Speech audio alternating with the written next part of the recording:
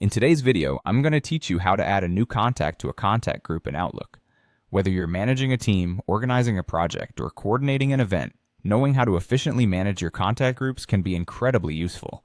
So let's dive in and make this process as straightforward as possible. First, you'll want to open Outlook, which serves as your hub for managing emails, calendars, and contacts. Once you're in, navigate to the People or Contacts section. This is where all your contact management activities happen.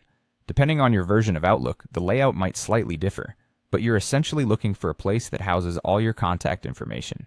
Once you're in the People or Contacts section, look for the contact group that you want to update and double-click on it to open it. This action will bring up the contact group details, allowing you to make the necessary changes. You'll see a variety of options here, but focus on our main task, adding new members. Now in the contact group interface, you're going to click on Add Members. This is your gateway to integrating new contacts into your group.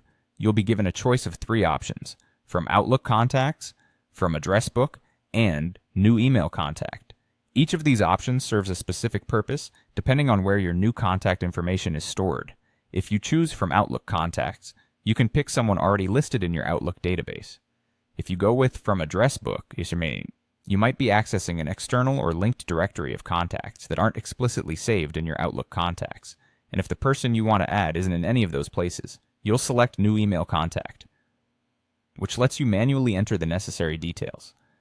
After determining the source of your new contact, go ahead and add them. If you selected from Outlook Contacts or from Address Book, simply browse through the list, select your contact, and then click on Members followed by OK. This action confirms that they're now part of your contact group. If you're entering a new email address manually, carefully type in the contact's email. Double check for typos to ensure the email is correct, as incorrect addresses can lead to communication mishaps. Once you've added your new contact, the next step is to save your changes. Simply click on Save and Close.